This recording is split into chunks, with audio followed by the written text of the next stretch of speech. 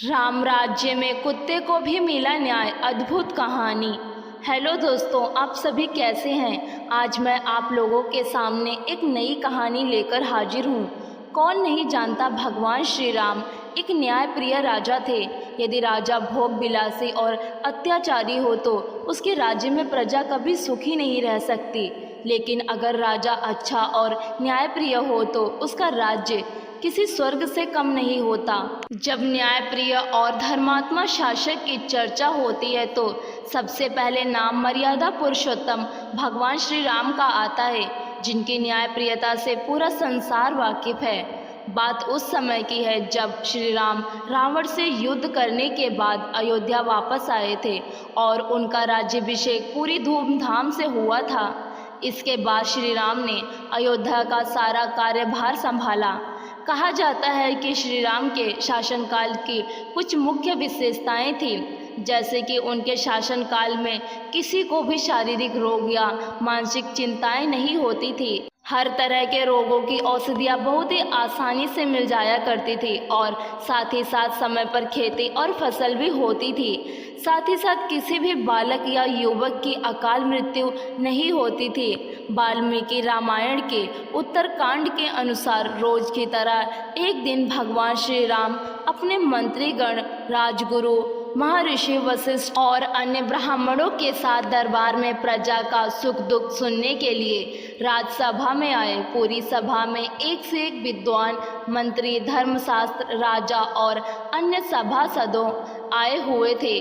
उस सभा को देखने से ऐसे लगता था कि मानो देवराज इंद्र की सभा लगी हो।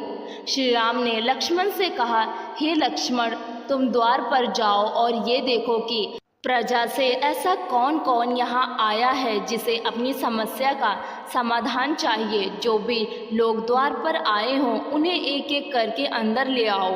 लक्ष्मण ने बाहर जाकर चारों ओर देखा और वापस आकर बोले, कोई नहीं है, आज का हमारा काम अब खत्म हो गया है। राम बोले, जाकर देखो, कोई हो सकता है। यह थोड़ी अजीब बात थी। लक्ष्मण अभी अभी बाहर से देखकर आए ही थे, मगर वह फिर से जाकर देखने के लिए कह रहे हैं। इसीलिए लक्ष्मण फिर से गए और चारों ओर देखा, वहाँ कोई नहीं था। वहाँ अंदर आने ही वाले थे, तभी उनकी नज़र एक कुत्ते पर पड़ी जो बहुत ही उदास चेहरा लिए हुए बैठा था और उसके सिर पर एक गहरी चोट थी। तब उन्होंने कुत्ते को देखा और उससे पूछा, क्या तुम किसी चीज़ का इंतजार कर रहे हो? कुत्ता बोलने लगा, हाँ, मैं राम से न्याय चाहता हूँ। तो लक्ष्मण बोले, तुम अंदर आ जाओ, और वह उसे दरबार में ले आए। कुत्ते ने आकर राम को प्रणाम किया और बोलने लगा, हे राम, मैं न्याय चाहता हूँ, मेरे साथ अन्याय हुआ है। मैं चुपचाप बैठा हुआ था, एक ब्राह्मण ने बिना वजह मेरे सिर पर छड़ी से वार किया। मैं तो बस चुपचाप बैठा हुआ था, मैं न्याय चाहता हूँ। राम ने तत्काल ब्राह्मण को बुलाने के लिए कहा, फिर उसे दरबार में लाया गया। राम ने ब्राह्मण से कहा, यह कुत्ता कहता है कि तुमने बिना वजह उसे मारा है। तब ब्राह्मण बोला, हाँ, मैं इस कुत्ते का अपराधी हूँ। मैं भूख से बौखला रहा था, मैं गुस्से में था, निराश था। यह कुत्ता मेरे रास्ते में बैठा हुआ था, इसलिए मैंने बेवजह निराशा और गुस्से में इस कुत्ते के सिर पर मार दिया।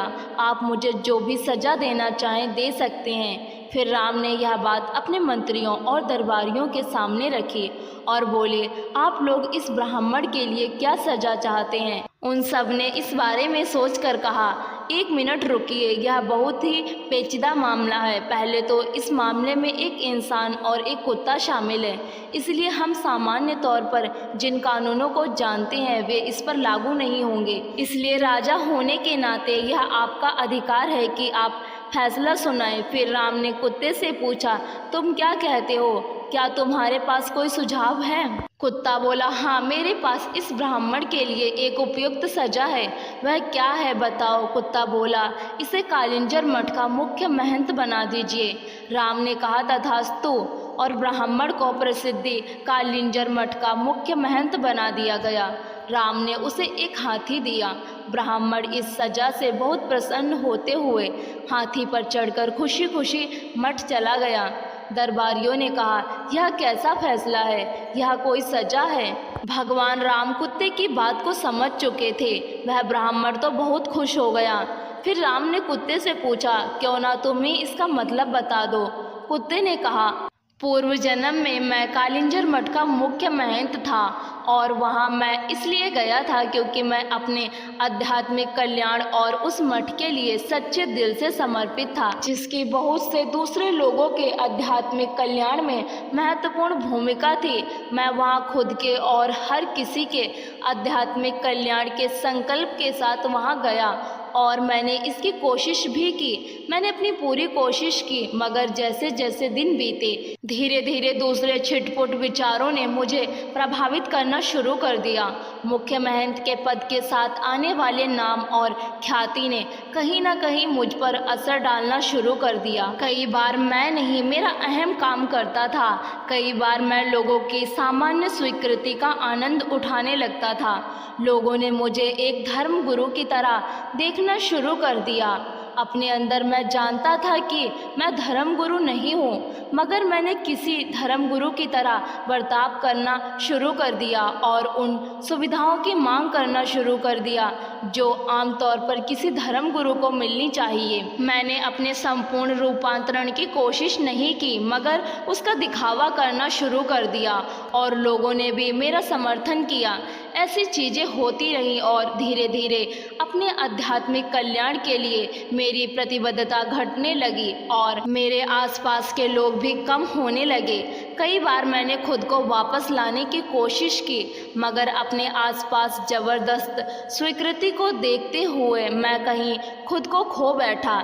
इस ब्राह्मण में अहंकार है, वह कुंठित भी है, इसलिए मैं जानता हूँ कि वह भी खुद को वैसा ही दंड देगा जैसा मैंने दिया था। इसीलिए यह उसके लिए सबसे अच्छी सज़ा है। उसे कालिंजर मठ का मुख्य महंत बनने दीजिए। अगर आप लोगों को यह कहानी पसंद आई है तो इसे लाइक ज़रूर करें और शेयर भी करें, और इसी तरह की कहानियाँ और वीडियोस देखने के लिए हमारे चैनल हिंदी कहानियों का बॉक्स को सब्सक्राइब ज़रूर करें। वीडियो देखने के लिए आपका बहुत बहुत शुक्रिया।